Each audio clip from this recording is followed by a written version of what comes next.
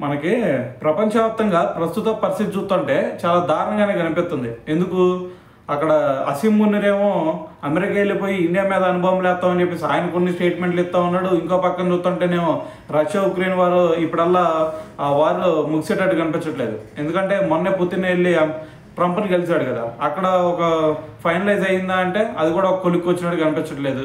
ఎందుకంటే అక్కడ ఏదో కొన్ని ఆంక్షలు పెట్టినట్టున్నాడు ఇటువైపు పుతిన్. సో దానికి ఎట్టి పరిస్థితుల్లో ఉక్రెయిన్ వాళ్ళు ఒప్పుకునేది లేదు. సో కాబట్టి ఆ యుద్ధం కూడా ఇప్పుడల్లా ఆగే సిచ్యువేషన్ అయితే కనిపించట్లేదు. సో మరి ఇటువంటి సిచ్యువేషన్లో మరి స్విట్జర్లాండ్ వాళ్ళు ఏమనుకున్నారో ఏమో కానీ మరి ఇది మనకి అణుబాంబులో ఏమన్నా వేస్తారనుకున్నారో లేదు అంటే మరి ప్రపంచవ్యాప్తంగా ఒక దారుణమైన పరిస్థితి ఏర్పడిద్ది అనుకున్నారో తెలియదు. కానీ వాళ్ళు ఏకంగా 3,70,000 న్యూక్లియర్ బంకర్లను అయితే కడతాం జరిగిందనమాట. ఎందుకు భయ ఇవంటే ఏం లేదు, ఇది ఏదన్నా సరే ప్రపంచవ్యాప్తంగా ఏదన్నా అనుకోని సంఘటనలు ఏదన్నా ఎదురయ్యి అణుబాంబులు వేసుకునే సిచ్యువేషన్ ఏదన్నా వచ్చిందనుకోండి, వాళ్ళ ప్రజలందరూ ఏం చేస్తారంటే ఆ న్యూక్లియర్ బంకర్లో దాక్కుంటారనమాట. సో దాంతో వాళ్ళకి ఏమీ కాకుండా వాళ్ళు సేఫ్ అవడానికి ఈ ప్రయత్నం అయితే వాళ్ళు చేస్తున్నారు.